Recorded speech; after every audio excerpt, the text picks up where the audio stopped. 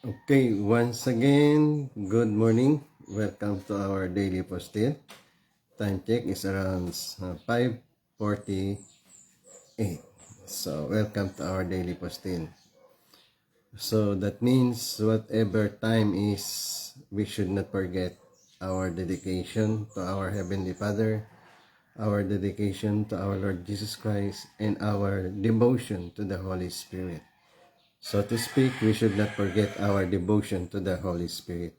We should always think about how we can please God, how we can attend God, and how we can make God happy. So my sharing for this day is about the miracle in Cana. So during the past, yesterday we talked about the heavenly testimony that God claimed that our Lord Jesus Christ is the Son of God, and testified by the Holy Spirit, and then also witnessed by the disciples. Then along the way, of course, some of us, the miracle in Cana or at Cana is happened during there was a marriage, a marriage celebration. And I think most of us already attended a marriage celebration.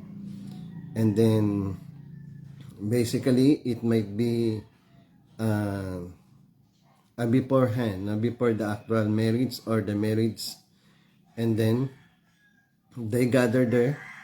Then as they gather, of course, there must be a celebration. When there is a celebration, there must be a drinking spree, no? And then Mama Mary told to our Lord Jesus Christ, but before that, there was a shortage of the wine. And then our Mama Mary approached our Lord Jesus Christ to make some remedy. And then Jesus Christ told the people around there to prepare a jar. I think that was 7 jar full of water. And then eventually he transformed it into wine. And as the as the visitors and then as the celebrant taste the wine, they were very amazed that it is better than wine that they are thinking about. And then, of course, the significance of this, if wine is better than anything else, so that means that wine perhaps must be symbolic, no? Symbolic. And then, so what is the significance of this occurrence? Of course, number one is mark the beginning of the ministry of our Lord Jesus Christ. After the baptism, then eventually he moved on, he preached, and then he was able to attend the celebration, a marriage celebration, and there was no shortage of shortage of wine. And then eventually what happened? Jesus performed a miracle and transforming wine into water into wine. And then another thing is revealing the glory of our Lord Jesus Christ.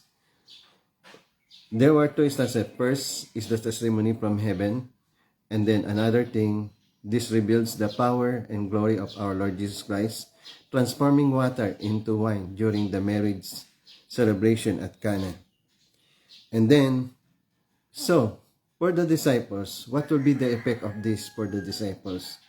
So that means, if the disciples believe that our Lord Jesus Christ is the Son of God, our Lord Jesus Christ is the Messiah, our Jesus Christ is the Savior, that means performing that miracle of transforming water into wine, then validate the power and glory of God, and then eventually they come that they are following the true one.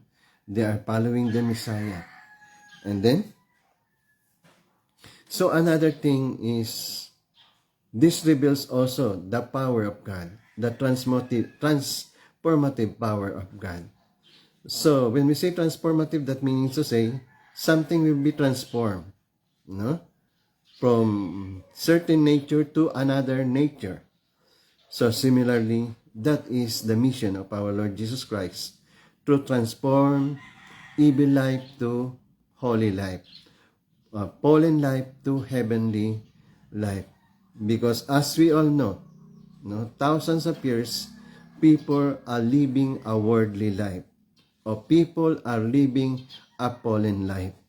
So that means, of course, when we are not following God, when we are not attending God, when we are not following the Lord and Savior Jesus Christ, that means we are living a fallen life to some degree, because there are different degree of living a fallen life. Some in the highest degree, some in the lowest degree of fallen life.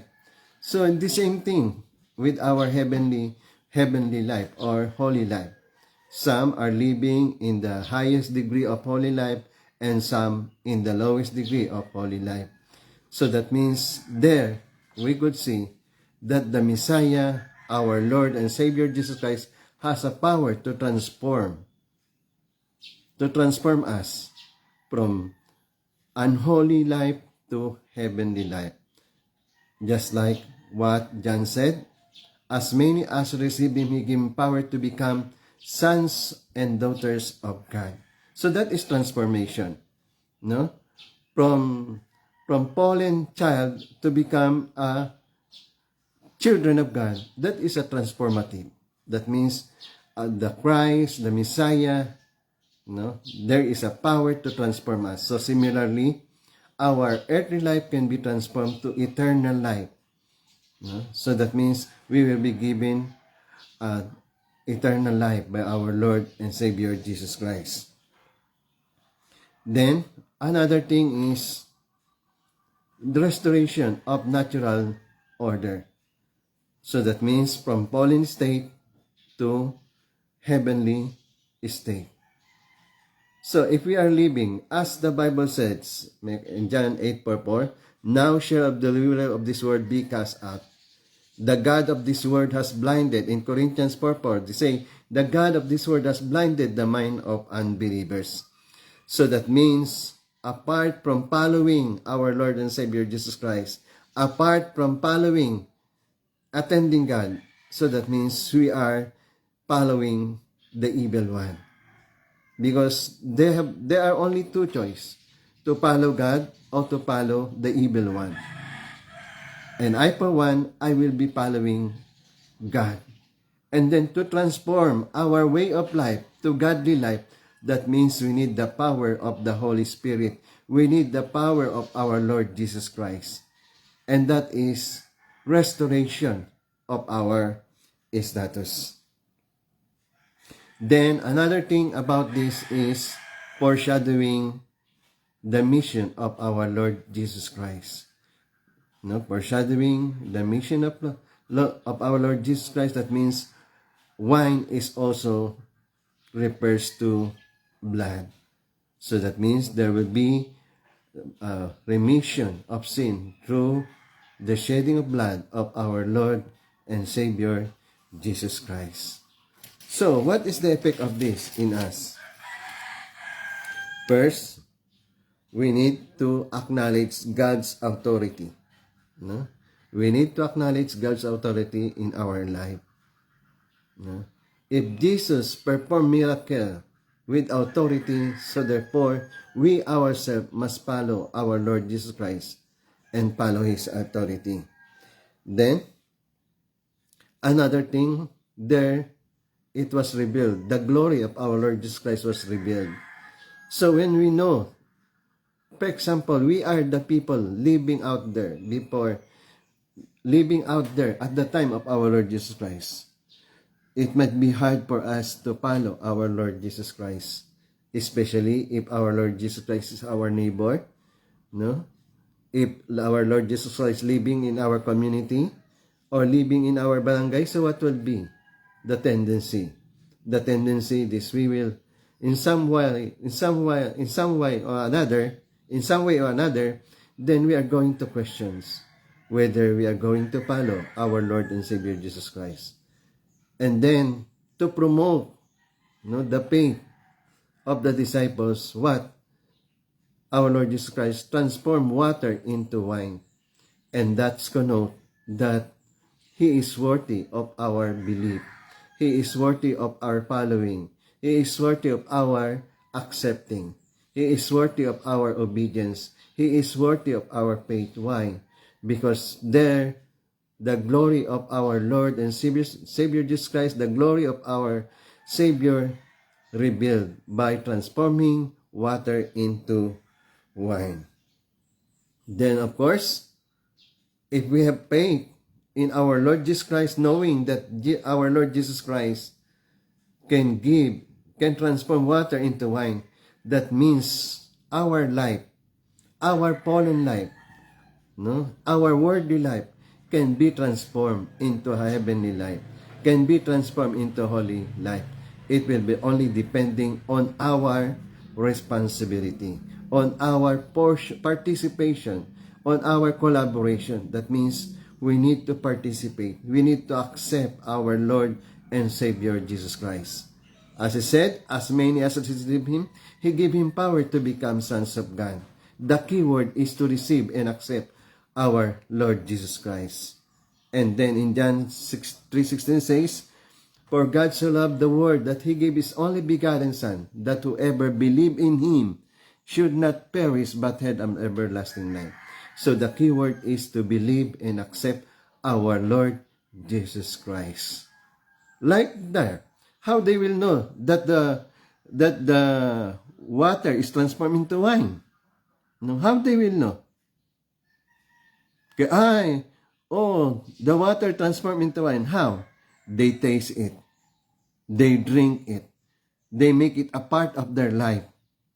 Right? If we ate, just like saying, you are what you eat. Right? You are what you eat. So the moment they taste the wine, that means they believe that the water became wine. So similarly, if we accept and follow our Lord Jesus Christ, our fallen life will become a heavenly life. So how can we become, or how can we put our life into holy life? That means the only thing that we could do is to accept and believe and follow our Lord Jesus Christ. Without following our Lord Jesus Christ, we will not be able to taste a heavenly life. To taste a heavenly life, to taste a godly life, to taste the love of our Heavenly Father, to taste the care of our Heavenly Father, to taste the grace and mercy of our Heavenly Father, and to feel it in our bone marrow. The key there is we need to accept and follow our Lord and Jesus Christ. So that means we will only be able to have that kind of life, that heavenly life, once we follow our Lord and Savior Jesus Christ. So that means the miracle in Cana testified the glory of God, that our life can be transformed from fallen life to a heavenly life. And that is the power of the Holy Spirit, and that is the power of our Lord and Savior Jesus Christ, and that is the love of our Heavenly Father. Okay? So, thank you, and for viewing in. Please, if you are new, please like and share, and help me to propagate this. Okay? Please, let us close this with a prayer. Our Heavenly Father, we give thanks and glory to you for this wonderful morning, the morning that we engage with your word. Let it be your words will inscribe in our heart, that your words will transform our life from unholy to holy life, and only by becoming one with you, by uniting with you, by obeying you, by having faith with you, by attending to you. And that is only the thing that can say that we are living in a holy life. Thank you for everything. Thank you for this morning. Thank you for your love. Thank you for the miracle of changing our life from unholy life to a heavenly life. Thank you very much, Heavenly Father. This I ask and pray in Jesus' name, our Lord. Amen. So once again, thank you, and see you again tomorrow for another episode of our daily posting.